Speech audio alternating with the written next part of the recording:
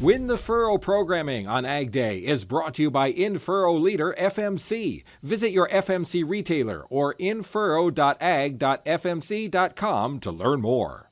Technology continues to march forward, and as agronomist Ken Ferry points out, managing the furrow has never been easier as long as you take time to dial things in.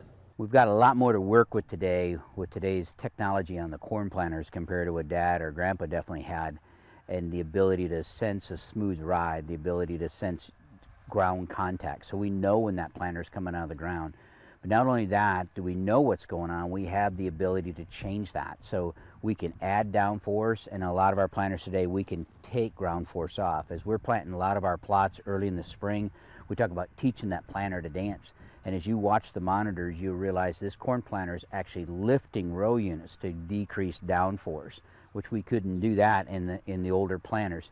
So now we can plant in marginal conditions that would have been considered too wet in the past, and you would have got sidewall smearing or open slot issues that deal with. Today we can just kind of dance through there with the planter. The planter is carrying itself in those spots, and it's putting downforce where it needs it, so we can maintain that depth, at the same time not over applying downforce so we got sidewall smearing, or not under applying it so we got seeds that are changing that depth.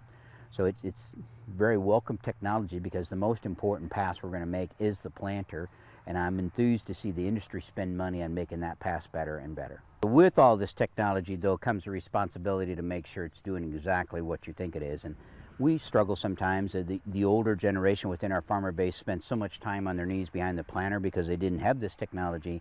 And maybe the younger generation get frustrated. Let's get in that planter and go. And we go the opposite, where we have somebody that relies totally on that technology and totally on the monitor what's in front of them. And it isn't until the crop comes up they realize that something wasn't right.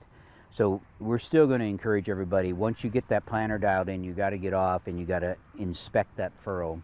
Do cross sections across that furrow. Look for the seed to soil contact, depth control, singulation.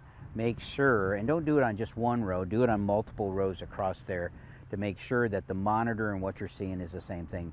The monitor may be able to tell you you're having issues, and you may be able to go back there and verify it, but sometimes even if the monitor says things are right, you need verification out the back before you roll through large amounts of acres, and then it comes up and you find out you have a problem.